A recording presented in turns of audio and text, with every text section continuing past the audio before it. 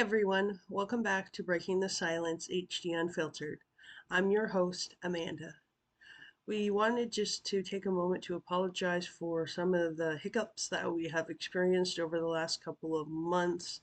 I know it's been a while since we posted a video, but know that we have some concerns in our personal lives that have been going on, and we just needed to take care of those things. And so I just wanted to thank you all for sticking around for us while we were on a break, and we just love your support and your love that you show us every week. And this week again, I'll be talking by myself.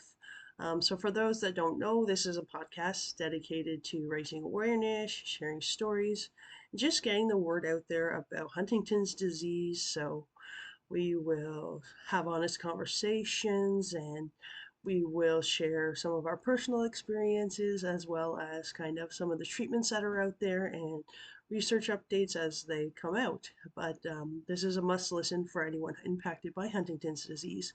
And so, uh, almost a couple months ago, I released an episode about my testing process, part one of my testing process leading up to getting my test results for Huntington's disease, and then ultimately testing positive, and kind of everything leading up to that moment.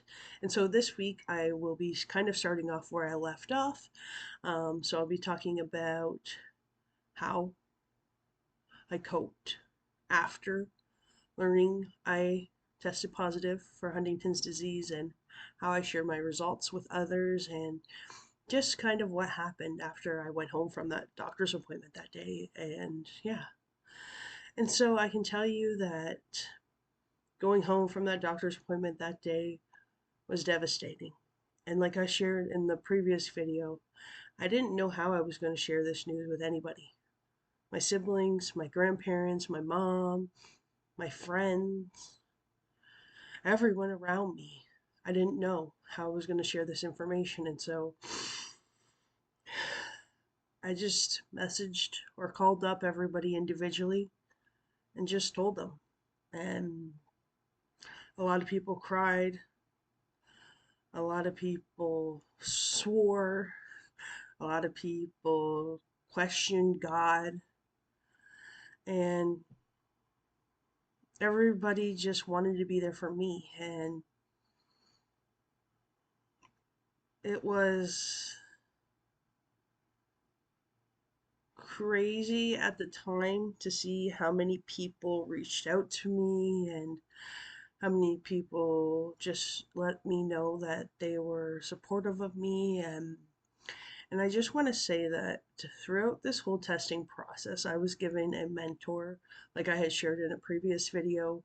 Her name was Celine, and so um, she was with me throughout, well, not with me, but we FaceTime, we talked, we texted the whole time. She had also went through the testing process at that time, and so she was kind of my right hand person for anything HD, and kind of my go-to person for any advice or any, like, whatever was happening. And so I was also given some people that had recently tested positive, like myself, to reach out to as well. And so in the first few weeks, I didn't really do much of anything. I honestly kind of given up a little. Like, I was just devastated, um, depressed. My anxiety was really bad. I couldn't stop thinking about the future or lack thereof. And so, yeah, it hit me really hard, um, to the point like I had a mental breakdown. Um, yeah.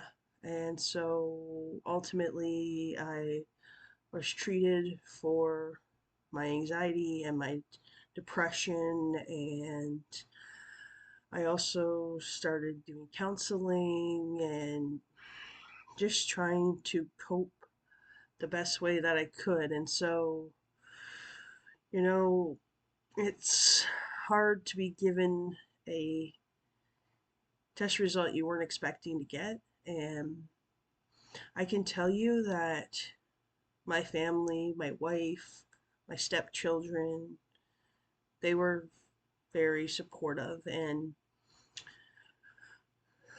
when we found out this information, I told my wife that if this was going to be too much, she didn't have to stay, and I would understand if she made the decision that it was too much. And so, obviously, we're still together now, and she still walks this journey with me every single day. And it, I wouldn't be where I am without her and her pushing me to do better and to seek out people and support. And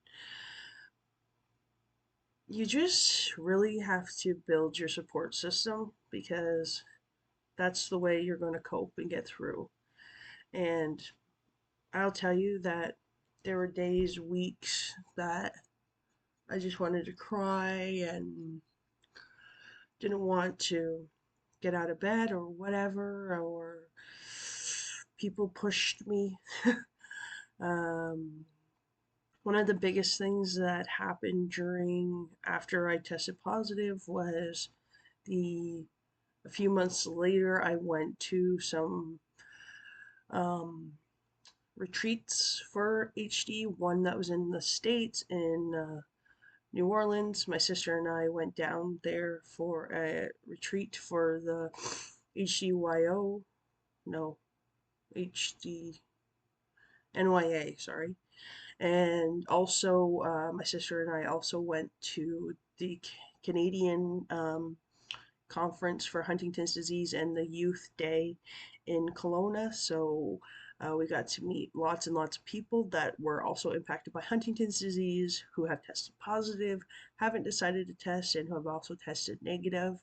And just to know that there's other people out there that are going through the same thing as you, and like they understand how you're feeling, and it's just another, I don't know the word to describe it, but it's just warming, I guess.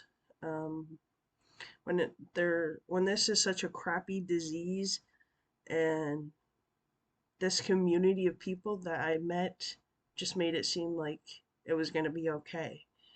And there are days still that I don't want to get out of bed, or HD gets the best of me, or my anxiety gets the best of me. And I just have to look at the positive things in life, like my family, my friends, all my nieces and nephews that keep me going.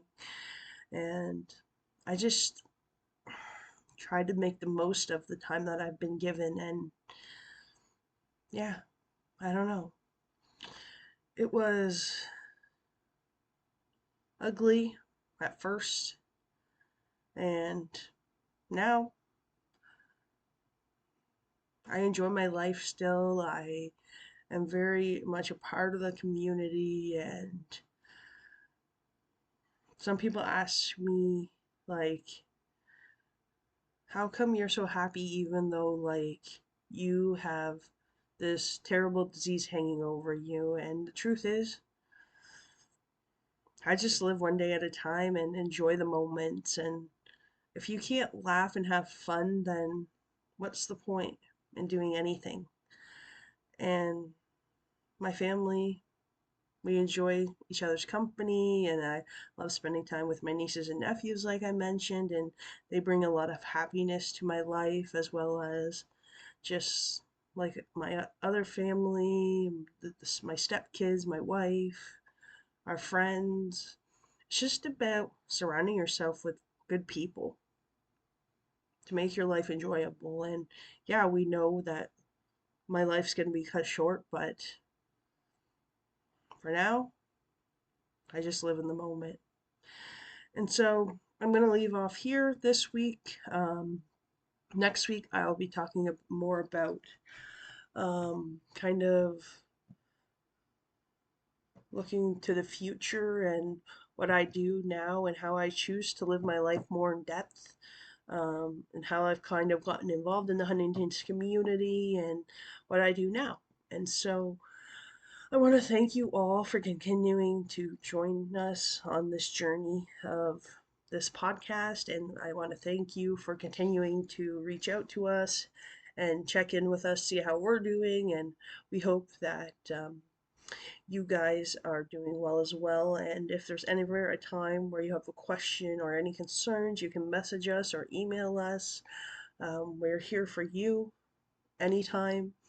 If there's anything that comes up, or if you're going through a hard time or whatever, send us a message. We're here for you. We'd love to hear from you. And maybe next time Ellen will be here with me. I'm not sure because she's still got a crazy schedule with the kids and with juggling work and stuff, but that's okay. Um, for right now, you'll just see my face. And yeah, thanks for watching. I appreciate all of you. And next week, like I said, I'll be talking about looking to the future after testing positive and how I choose to live my life. And yeah, anyways, bye.